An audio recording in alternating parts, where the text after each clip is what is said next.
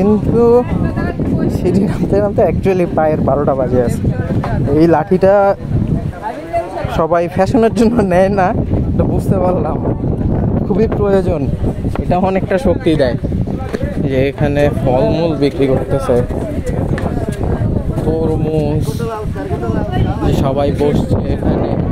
এখান থেকেও ভিউ ভাই আউটস্ট্যান্ডিং। এই যে এনারা আবার কি বিক্রি করতেছে?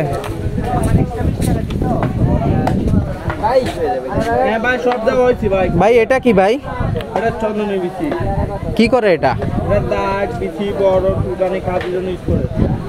খায়? ও মুখে?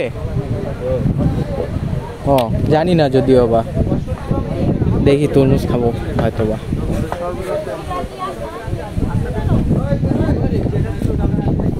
ইমরান নামতেছো না? খুব টায়ার্ড লাগতেছে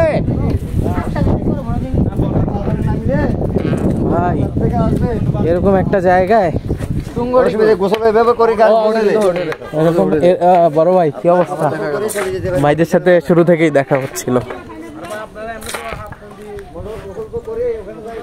এরকম একটা জায়গায় হালকা হালকা বৃষ্টি আসতো, একটা গান শুনতাম, আজ আমি বৃষ্টি এলেই পাহাড়ের চূড়ায় বসে বর্ষায় ভিজি। তো আমি গান গাইতে পারি না, আমার গানের গলা একদম ভালো না। জাস্ট যেখান দিয়ে একটা রাস্তা গেছে আবার ভাই রেড ইয়া দেওয়া আছে, তো যাওয়াটা ঠিক হবে না। জীবনের ভয় জিনিসটা কখনো চিন্তা করিনি, জীবনের ভয় আছে নাকি ভাই। আজকে যখন এরকম একটা দৃশ্য দেখলাম, এরকম দৃশ্য লাইক এর আগে চিটাগাং একবার দুবার আসছি, তো সেভাবে দেখা হয়নি। খুব প্রেশারের মুখে ছিলাম, গেছি আসছি।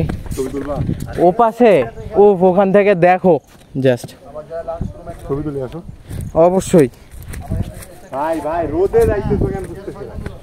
ভাই এখান থেকে ভিউ উফ, ক্যামেরা অ্যাকচুয়ালি বোঝা যাচ্ছে না। যদি বোঝা যেত মানে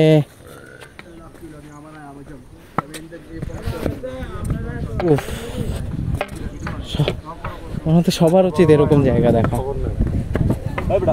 আমাদের এনাদের সাথে আবার ভালো পরিচয় হয়ে গেছে। না ভাই, মনের ইচ্ছায় ভিডিও করতেছি।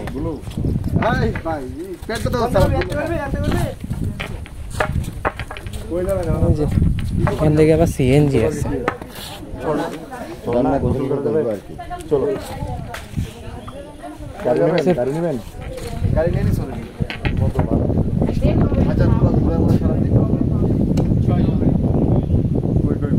আপনারা 6 জন আছেন। আচ্ছা একটু অফ চাই।